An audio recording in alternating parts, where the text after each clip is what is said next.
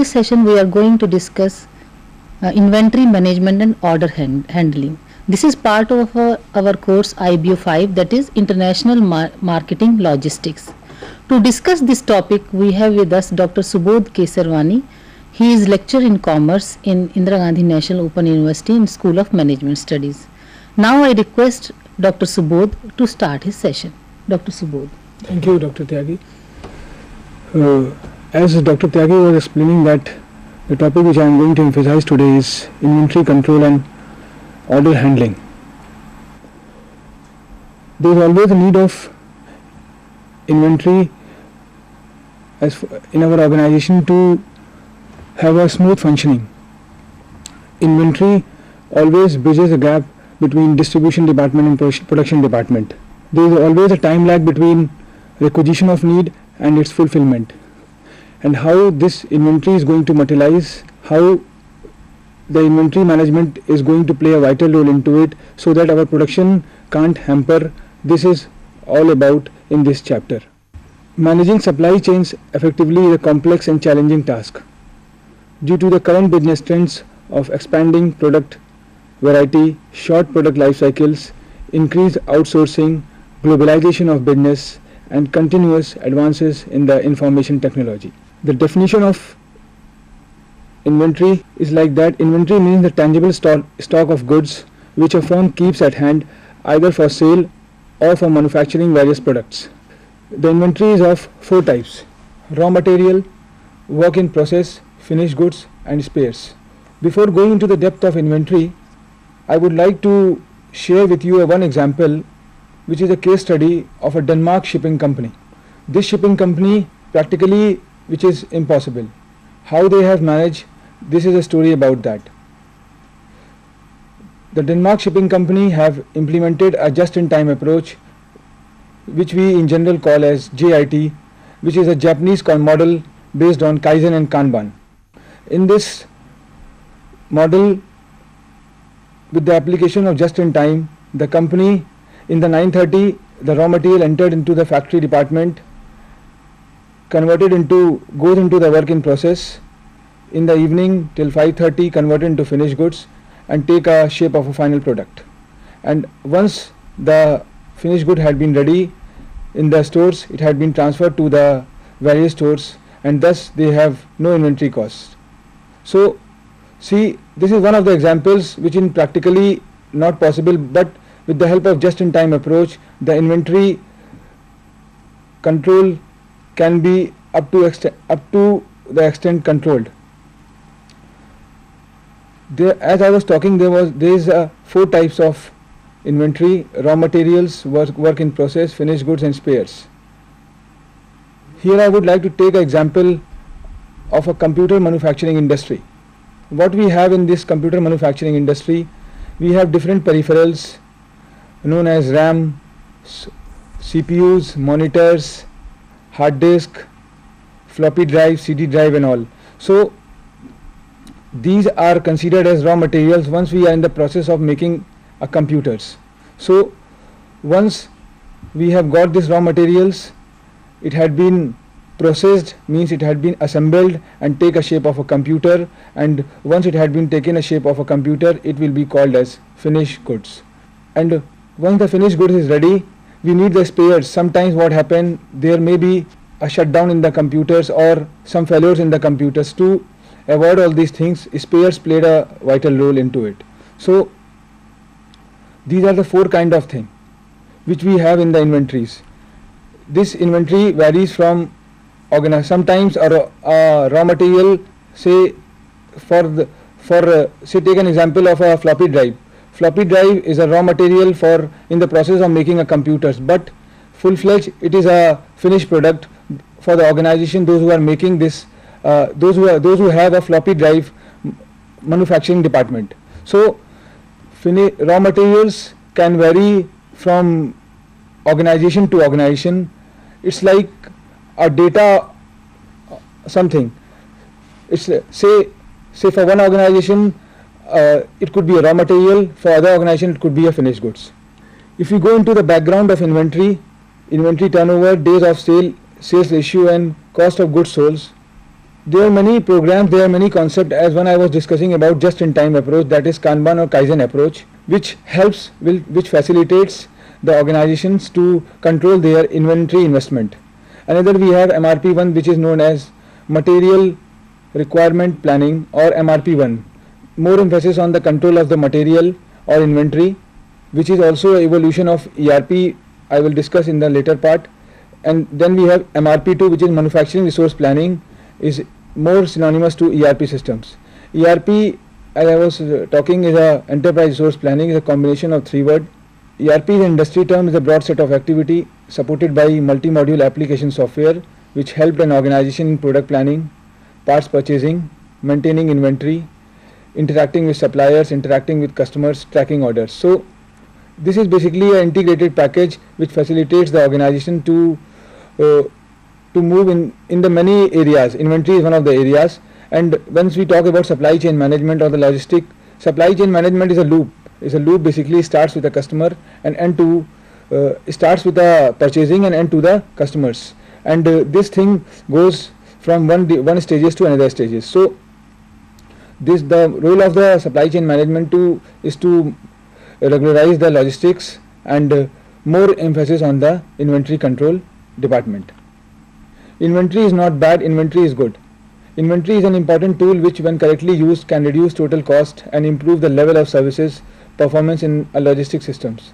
Here I would like to take another example of Hindustan Levers Limited. This Hindustan Levers Limited is a fast moving consumer goods company which have ample number of daily use products, and to supply all this product to the different distinguished customers in the different part of the world, they have a distribution channel, and this distribution channel, say here I would like to take one distribution channel. Say the one distribution channel is in Maharashtra and they have a supply in the different states. So rather than putting the storage in Maharashtra, they have to make a different storage, different departments, different storage department in the different part of the world, so to supply the product in a hassle-free way. So this is about how the inventory is going to play a role into it. What items to carry as inventory? The question is, where should these be maintained? In what form should they be maintained? How much of each should be held? Things to be considered in the inventory decision. Benefit of having inventory. Inventory have a great benefit. If you have an inventory with you, you have got instant orders from the buyers. You can supply the product in time because you have a surplus stock of raw materials as well as finished goods or whatever it could be. So there is a great benefit of having inventory. Total cost of inventory. The total cost of inventory is also taken into consideration. It includes the ordering cost, handling cost, carrying cost and all. Potentials, alternatives for inventory. There must be a potential alternatives for inventory. Sometimes the inventory is not with us, so in that case we can outsource the thing to the other department. Here I would like to take another example of a Maruti Udyog Limited. Maruti Udyog Limited is a automobile giant and is a car making industry. They have a different manufacturing department in different part of India. One is in Gurgaon. So what they had done, they come to know that while preparation of the steerings of the car, their cost could be much higher as compared much higher. So what they had done, they have contact with the other vendors and given the name as ancillary units, and or rather we can say they have outsourced their work. And what it had been realized that the product prepared by the vendor to whom this work had been outsourced had prepared the product in a cheaper rate as compared to what the MUL was preparing. So in some case we have to strategically go for this type of option also, and they have outsourced this work to the Sona Steering Company, who is pioneer and right now preparing for the many automobile giants. To reduce total system cost, to buffer uncertainties in supply, demand and transportation, to capture scale economies in purchasing, production and transportation. This is fundamental purpose of inventory. Now there is a figure which is basically a material conversion process. It starts with input. Input may be raw material, which incorporates land, labor, capital and management also. Then we have conversion process, which is a work in process, like as I was taking example of raw materials, different parts, peripherals of the computers. It had been processed, means it had been assembled and finally take a shape of a finished goods, which we called as desktop PCs or a laptop. So if you see the figure, we have inputs, we have inventory, we have conversion process, work in process, inventory, stock points, and how the stock points take a shape of output. This is basically a material conversion process. Comparing actual material stocks level at plant levels, and feedback, follow-up is there, whatever the product we have prepared, whether it is up to the mark or not, or whether it is quality tested, like that. So feedback is also important. Now classification of inventory. In the classification of inventory, we have manufacturing aspects, we have service aspects, we have control aspects. In the control aspects, we have three. This is basically a techniques of inventory control. This is known as ABC analysis, which we will discuss in our coming slides in an elaborated way. And we have service aspects, lot size stocks, anticipation stocks, fluctuation stocks and risk stocks. Manufacturing stocks, production inventory, finished goods inventory and miscellaneous inventory. What is the purpose of inventory? To maintain independence of operation. As I was discussing in my slides, the purpose of inventory is to have an independence of operations. If we have got surplus inventory, our productions can't stop and it will move very smoothly. To meet variation of product demand, sometimes there is an organization which produces many type of products, like take an example of a compact vendors who produce desktop PCs and laptop PCs, as well as different type of printers also. So these are the variation in the product demand. So how to meet out all these variations in the product demand? This is basically a purpose of the inventory, to ensure against delays in deliveries. Sometimes what happens, we get an instant orders from the buyers. In that case, and we have to deliver the good in a particular time, say in a day or 2 days. In that case, if we have a surplus stock of raw materials or finished goods with us, we will very easily materialize the thing to utilize the advantage of price fluctuations. In many of the product, we will see that there is a price fluctuations. The rate of the product varies from time to time. So meet out all this, we have to keep a surplus stock. Basically, this is the advantage of price fluctuation. To take advantage of quantity discount.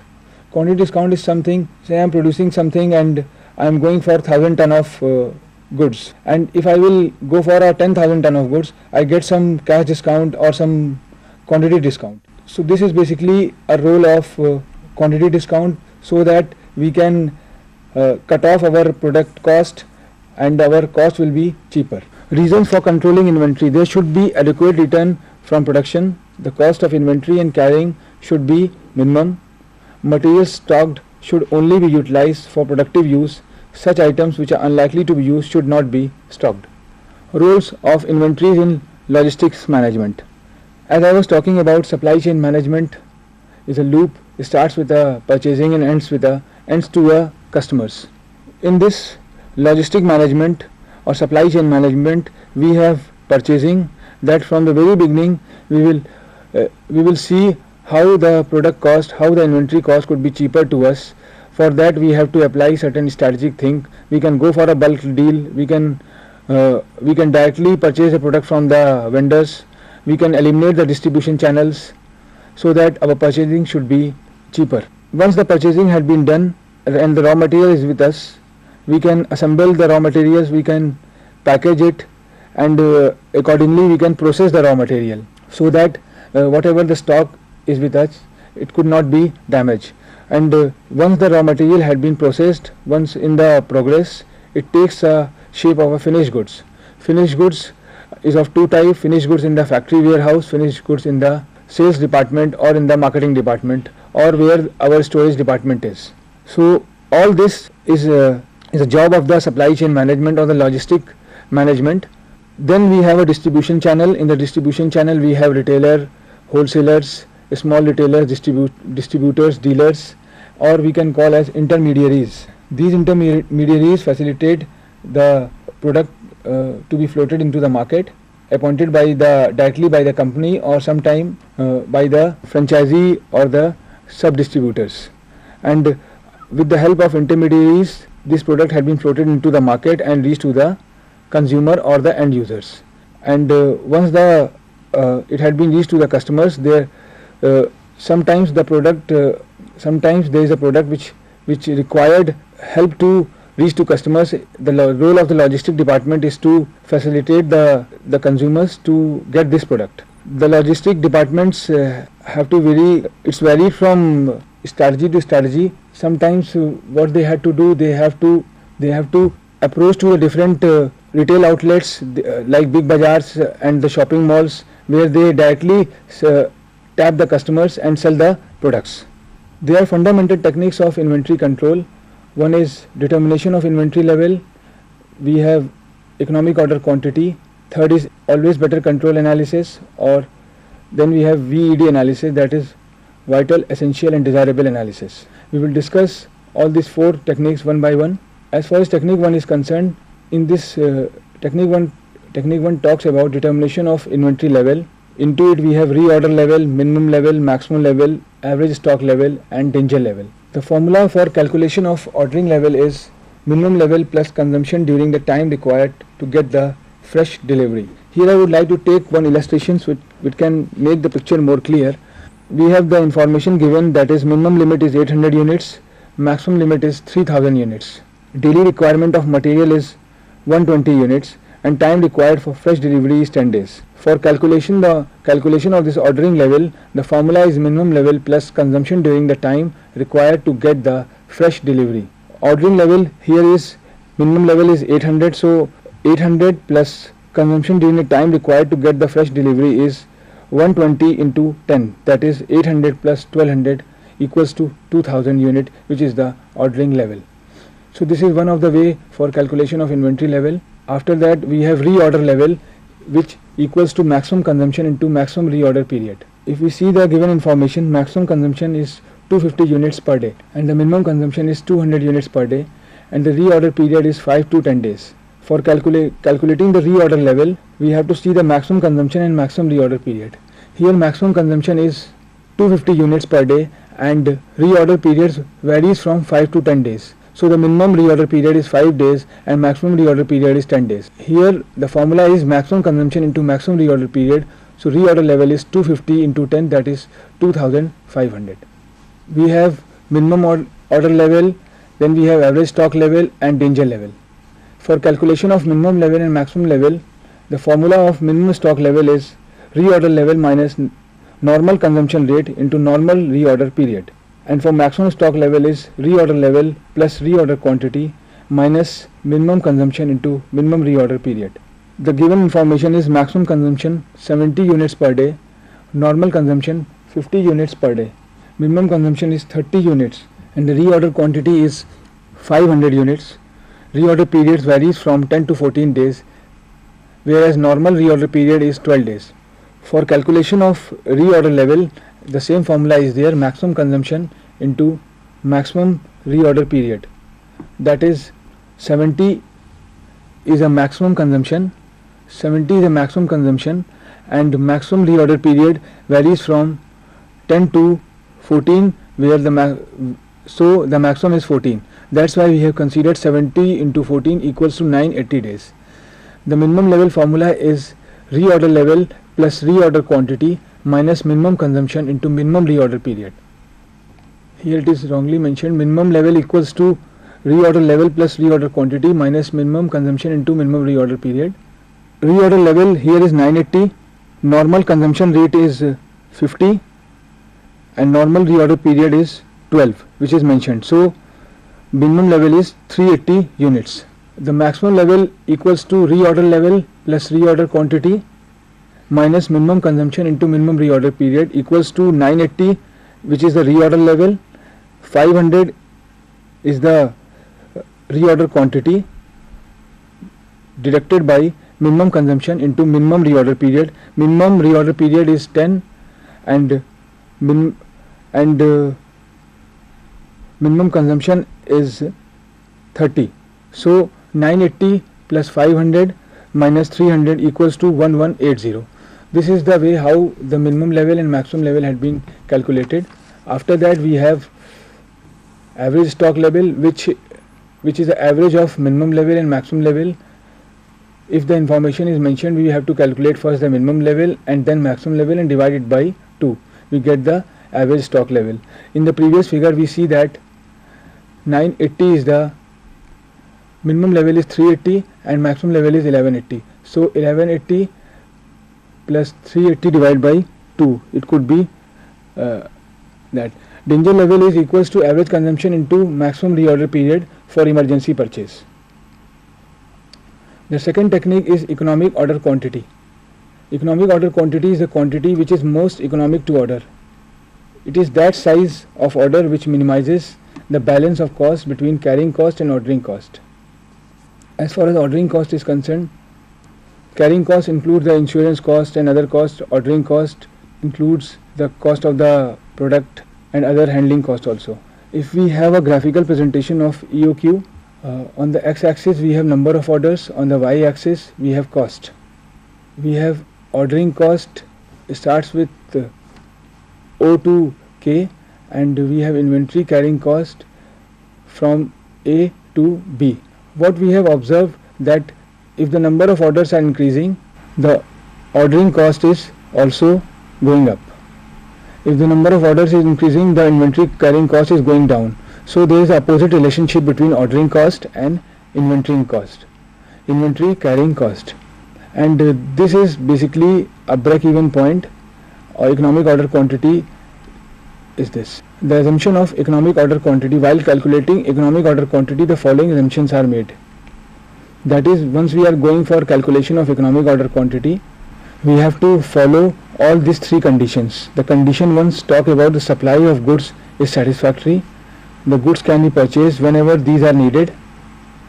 Condition 2, the quantity to be purchased by the concern is certain. And condition 3, the price of the goods are constant. It results to stabilize carrying. For calculation of economic order quantity, the formula is 2AS upon I with the square roots, where 2 is a constant figure, A is an annual consumption in unit or rupee, S is the cost of placing an order, and I is the inventory carrying cost of 1 unit. The economic order quantity can be illustrated with the help of example. The given information is we have to calculate the number of orders placed per year from the following data.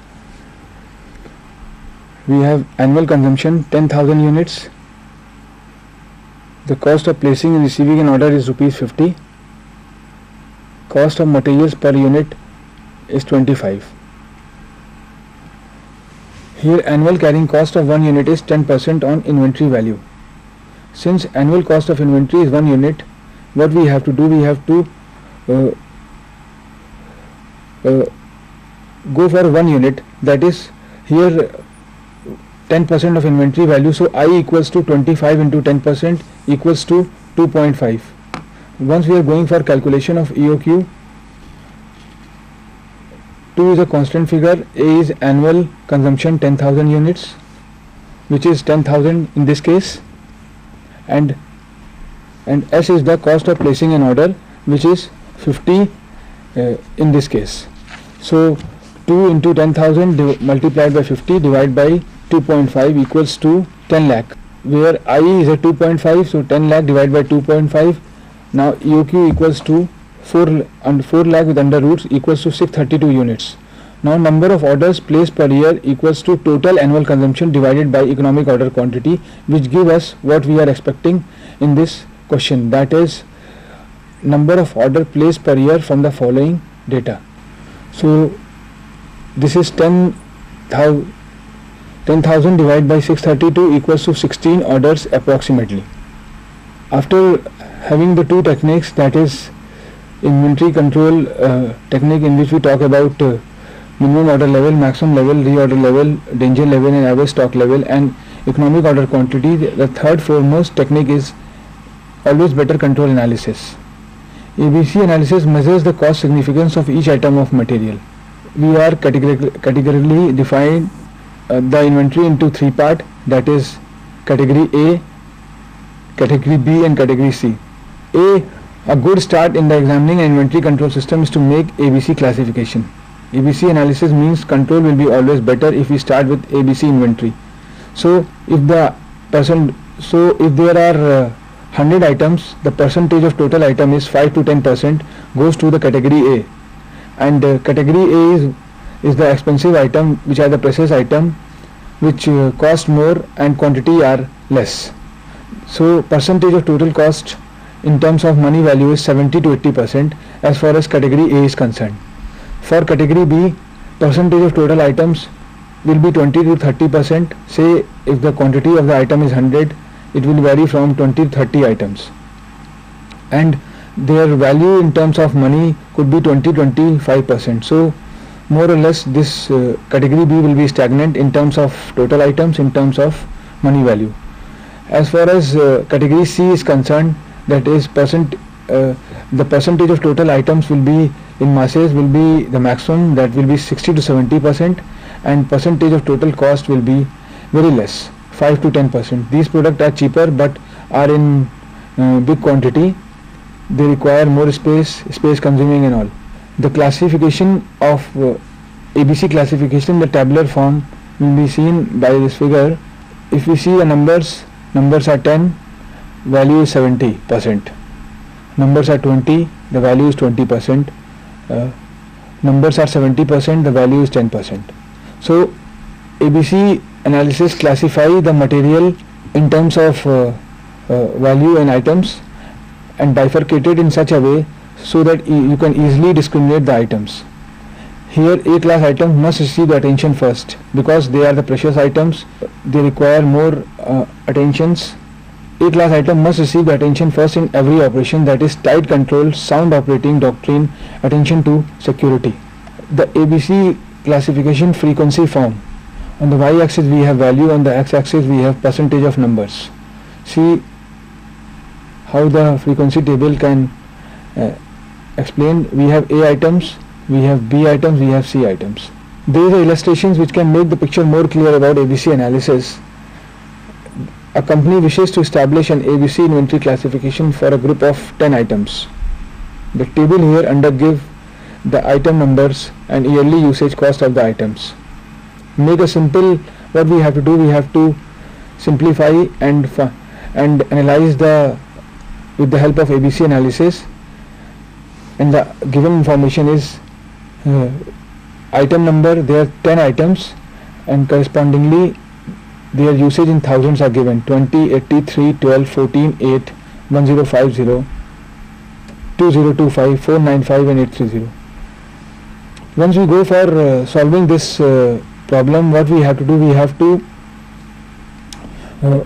first retabulate the data and arrange it in a descending order according to their usage. See the yearly usage in 1000, that is 2025 is the maximum usage, so this belongs to item 410. So items 410 usage is 2025 and cumulative is 2025. Since this is a precious item, so we are giving A grade to it.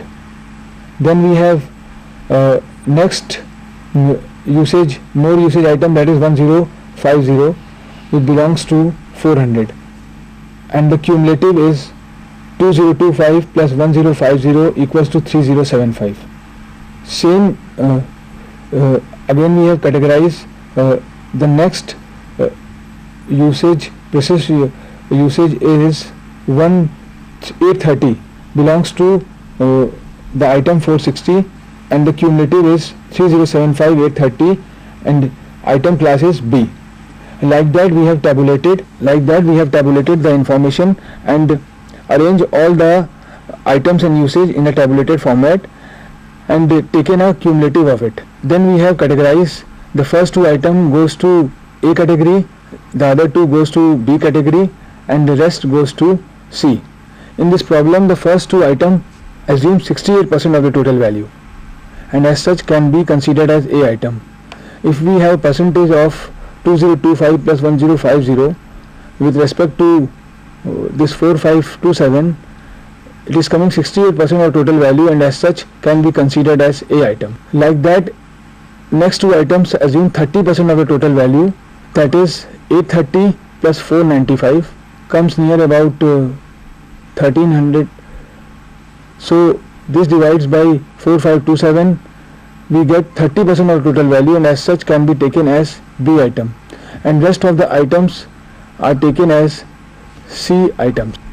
If you see this table, the C items usage are very less, 80, 20, 14, 8, 3 and 2, whereas B items are moderate and A items usage is very more. So I think which can, if we go previously to our tabular form classification, this had been proved that number is less, number was 2, but usage was very much, around 68% or 60%. Number was less, item was less, but usage was correspondingly less, so it was moderate, so it belongs to B category. Number was more, but value was less, like I was saying, corresponding to the value, other last 4-5 items, the value was very less, 8, 2, 13 and all. So this is basically how the ABC classification had been elaborated and explained. At last, we have advantages of, what are the advantages of ABC analysis? Effective control on inventory. You have effective control on inventory. You can see which are the precious item, which are the item of regular use, which item require utmost attention. So this is basically a major role of ABC analysis. With the help of that, you can bifurcate the items, and accordingly you can demand the item, and accordingly you can store the raw materials or the finished goods, whatever you had been bifurcated. Less investment in inventory. The ABC analysis can make the picture more clear and throw the light on in which item you have to invest, in which item you have to pay less attention. Let's as I was previously taken one example on computers, when we are going in the process of manufacturing of computers,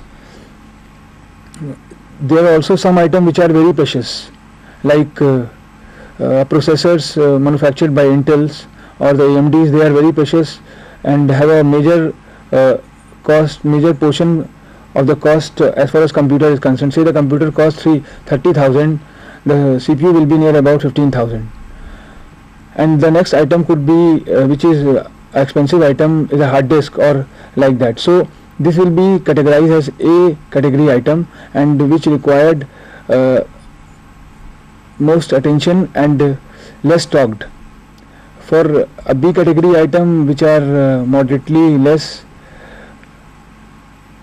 like RAM and other item which could be less expensive as compared to the A category item, and as far as C category item is the boxes or the cables or something like that. So this had been bifurcated, and accordingly the stock had been kept. Reduce storage cost.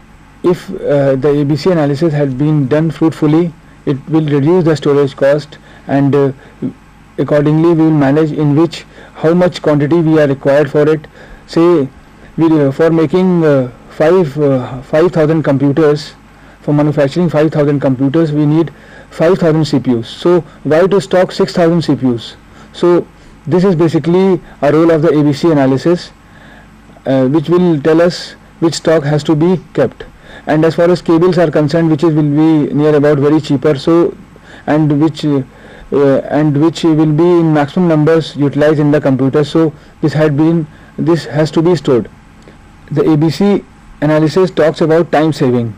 No doubt it can save the time also. It can give the clear picture about the inventory, when to order the goods, when the product is going to be when your buffer stock is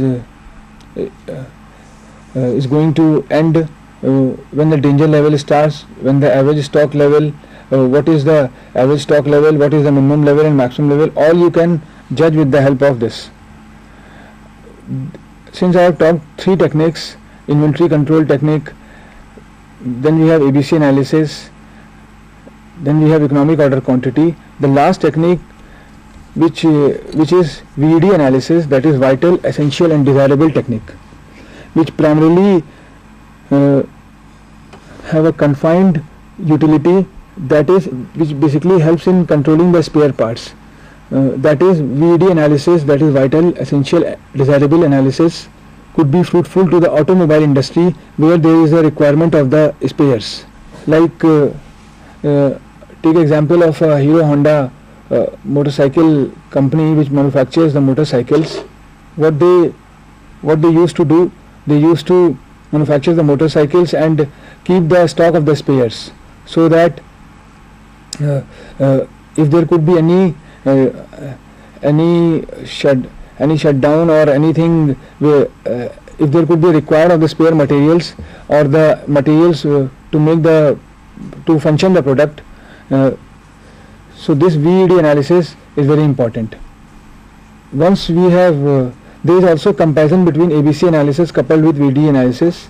In the horizontal part we have VED analysis, in the vertical part we have ABC analysis.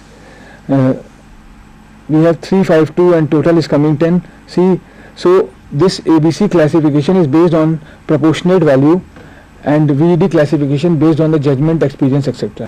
Thank you, Dr. Subodh. In this session we talked about what is inventory, why inventory is very important and how many types of inventory are there, and why to keep inventory, how much to keep inventory, where to keep inventory, and in what form we have to keep inventory, because all these things are very important when we talk about inventory management, because they can lead to increase in the cost of the company.